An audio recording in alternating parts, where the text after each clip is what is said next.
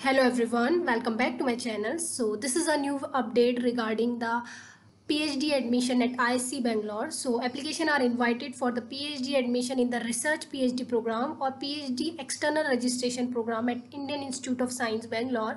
तो आपको यहाँ पे इस नोटिस में सब कुछ डिटेल में प्रोवाइड किया गया है. I will provide this PDF in the Telegram group. You can download this PDF from there.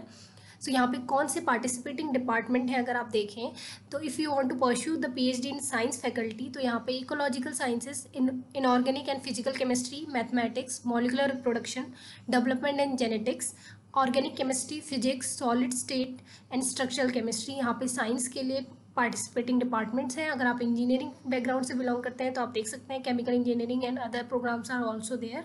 If you want to pursue the PhD in interdisciplinary area तो यहाँ पे bio system science and engineering है, brain and artificial intelligence पे PhD है, energy PhD, cyber physical system and अगर हम eligibility की बात करें तो यहाँ पे आपकी क्वालिफाइंग डिग्री एंड क्वालिफाइंग जो एंट्रेंस रिक्वायर्ड है वो भी यहाँ पे मेंशन किया गया है.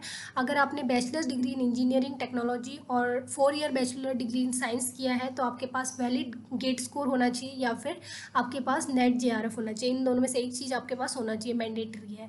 मास्टर्स अगर इन साइंस और economics, geography, psychology, management, commerce, operation, इन सब में अगर आपने मास्टर्स किया है तो आपके पास वैलिड गेट स्कोर होना चाहिए या फिर नेट जेआरएफ होना चाहिए. सिमिलरली अगर आपने एग्रीकल्चर में, आर्किटेक्चर में, फार्मेसी में, टेक्नोलॉजी में अगर आपने मास्टर्स किया है तो आपके पास वैलिड गेट स्कोर होना चाहिए या नेट जेआरएफ होना चाहिए. और अगर आप फार्मा को बिलोंग करते हैं या तो आपके पास वैलिड जीपैट स्कोर होना चाहिए. अगर आप MS MBA के स्टूडेंट हैं तो भी आपके पास वैलिड गेट स्कोर या फिर नेट जेआरएफ होना चाहिए. अगर आपने ग्रेजुएशन किसी कोर्स में किया है जिसका मिनिमम ड्यूरेशन 4 ईयर था, सेंट्रली फंडेड इंस्टीट्यूट है, मिनिमम CGPA आपका 8 होना चाहिए आउट ऑफ 10. ये केवल PhD के लिए है, नॉट फॉर PhD एक्सटर्नल. और यहाँ पे आपके पास गेट स्कोर होना चाहिए या फिर नेट जेआरएफ होना चाहिए. सिमिलरली अदर कोर्सेज के लिए भी यहाँ पे हर जगह वैलिड गेट स्कोर या फिर नेट जेआरएफ मांगा है. आप अगर देखिए तो गेट, नेट, जेआरएफ, जीपेट कोई ना कोई आपके पास एग्ज़ाम होना चाहिए. यहाँ पे जेआरएफ की अगर हम बात करें तो CSIR जेआरएफ हो सकता है, UGC का जेआरएफ हो सकता है, DBT जेआरएफ, ICMR जेआरएफ, जेस्ट का हो सकता है, इंस्पायर फेल हो सकते हो आप.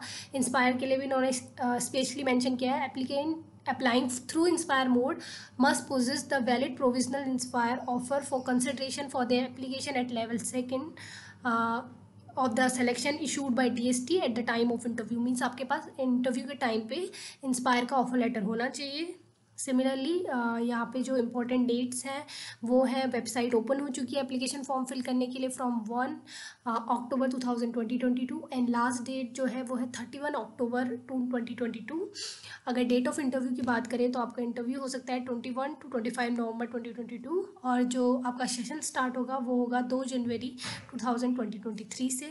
अगर हम मोड ऑफ पेमेंट की बात करें तो यहाँ पे जनरल और OBC के लिए 800 है application fee, SC ST and PWD के लिए 400 एंड ERP के लिए 2000. तो यहाँ पे मोड ऑफ पेमेंट जो है आपको ऑनलाइन करना है. तो this is the PDF. I will provide this in my Telegram group. अगर आप ऑफिशियल वेबसाइट पे विजिट करेंगे, this I will provide in the description box. तो यहाँ पे आप देख सकते हैं, यहाँ पे आपको एडमिशन फॉर एकेडमिक ईयर 2023 में ऑनलाइन एडमिशन पोर्टल में जाना है. यहाँ पे apply to post graduate program आपको क्लिक करना है. तो यहाँ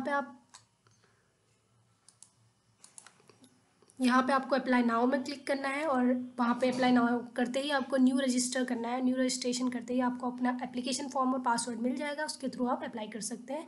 सो this was the most important information from my side. If you like this video please subscribe to my channel.